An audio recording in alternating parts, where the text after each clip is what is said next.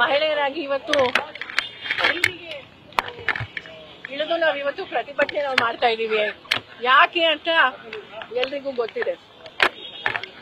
11 ವರ್ಷ ಹಿಂದೆ ನಮ್ಮ UPA ಸರ್ಕಾರ ಇದ್ದಾಗ ಗ್ಯಾಸ್ ಬೆಲೆ ಎಷ್ಟಿತ್ತು ಎಲ್ರಿಗೂ ನೆನಪಿದೆಯಾ? 400 ರೂಪಾಯಿ ಇತ್ತು. ಇವತ್ತು ಗ್ಯಾಸ್ ಬೆಲೆ ಎಷ್ಟಾಗಿದೆ? ರಾತ್ರಿ 50 ರೂಪಾಯಿ, ಒಂದಲ್ಲ ಎರಡಲ್ಲ 50 ರೂಪಾಯಿ ಜಾಸ್ತಿ ಮಾಡಿದ್ದಾರೆ. ನಾವು ಪ್ರತಿಯೊಬ್ರು ಸಹ ಗ್ಯಾಸು ಯೂಸ್ ಮಾಡಲೇಬೇಕು. ಪೆಟ್ರೋಲು ಡೀಸೆಲು ನಾವ್ ಎಲ್ರೂ ಗಾಡಿಗೆ ಪೆಟ್ರೋಲು ಡೀಸೆಲು ಯೂಸ್ ಮಾಡಬೇಕು. ರಾತ್ರಿ 2 ರೂಪಾಯಿ ಜಾಸ್ತಿ ಮಾಡಿದ್ದಾರೆ. ಈಗ ಆಗ ಎಷ್ಟಿತ್ತು ಪೆಟ್ರೋಲು ಡೀಸೆಲು ನೆನಪಿದೆ ತಮಗೆ? ಎಷ್ಟು 60 ರೂಪಾಯಿ ಇತ್ತಾ? ಈಗ 100 ದಾಟಿದೆ. ಈಗ ಸಾಮಾನ್ಯ ಜನರು ಎಲ್ಲೋಗ್ಬೇಕು? ಈಗ ದಿನಬಳಕೆ ಉಪಯೋಗುವಂತ ಈ ಪದಾರ್ಥಗಳು ಪ್ರತಿ ದಿವಸ ಈ ರೀತಿ ಜಾಸ್ತಿ ಮಾಡಿದ್ರೆ ಈಗ ನಾವು ಮಹಿಳೆಯರು ಏನ್ ಮಾಡ್ಬೇಕು? ಸಾಮಾನ್ಯ ಜನರು ಎಲ್ಲಿ ಹೋಗ್ಬೇಕು? ಸಂಬಳ ಅಂತೂ ಜಾಸ್ತಿ ಆಗ್ತಾ ಇಲ್ಲ.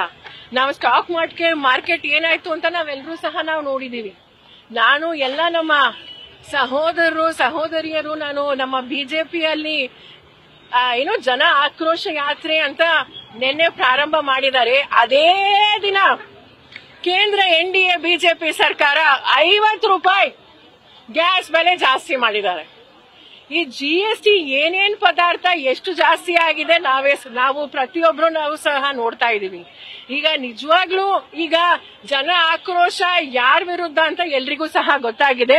ಇದು ಕೇಂದ್ರ ಬಿಜೆಪಿ ಕೇಂದ್ರ NDA ಸರ್ಕಾರ ವಿರುದ್ಧ ನಾವು ಮಹಿಳೆಯರು ಎಲ್ಲ ನಮ್ಮ ಕರ್ನಾಟಕದ ಎಲ್ಲಾ ಮಹಿಳೆಯರು ಕನ್ನಡಿಗರು ಎಲ್ಲರೂ ಸಹ ಇವತ್ತು ಬೀದಿಗೆ ಬಂದು ಇವತ್ತು ಪ್ರತಿಭಟನೆ ಮಾಡ್ತಾ ಇದೀವಿ. ಯಾಕಂದ್ರೆ ಈ ಕೇಂದ್ರ ಬಿಜೆಪಿ ಸರ್ಕಾರ ಕೇಂದ್ರ NDA ಸರ್ಕಾರ ಮಹಿಳಾ ವಿರೋಧಿಯಾಗಿದೆ, ಮಧ್ಯಮ ವರ್ಗದವರ ವಿರೋಧಿಯಾಗಿದೆ, ಸಾಮಾನ್ಯ ಮತ್ತೆ ಬಡವರ ವಿರೋಧಿಯಾಗಿ ಇಷ್ಟು ವರ್ಷ ಕೆಲಸ ಮಾಡ್ತಾ ಇದ್ದಾರೆ. ನಿರುದ್ಯೋಗ ಸಮಸ್ಯೆ ತಾಂಡವಾಡ್ತಾ ಇದೆ. ಜಾತಿ ಧರ್ಮ ಹೆಸರಲ್ಲಿ ಅವರು ದೇಶನ ವಿಭಜನೆ ಮಾಡ್ತಾ ಇದ್ದಾರೆ.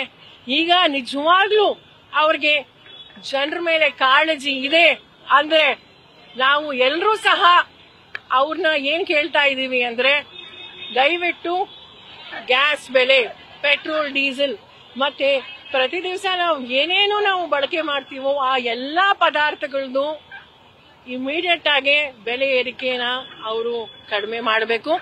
ನಮ್ಮ ರಾಜ್ಯ ಕಾಂಗ್ರೆಸ್ ಸರ್ಕಾರ ಮಹಿಳೆಯರಿಗೆ ಸಾಮಾನ್ಯ ಜನರಿಗೆ ಮಧ್ಯಮ ವರ್ಗದವ್ರಿಗೆ ಎಲ್ರಿಗೂ ಇವತ್ತು ಒಳ್ಳೇದ್ ಮಾಡ್ತಾ ಇದೆ. ವಿಶೇಷವಾಗಿ ಮಹಿಳೆಯರಿಗೆ ನಾವೆಲ್ಲರೂ ಸಹ ನೋಡ್ತಾ ಇದೀವಿ. ಅವರು ಸ್ವಂತ ಅವ್ರ ಕಾಲ ಮೇಲೆ ನಿಂತ್ಕೋಬೇಕು ಅಂತ.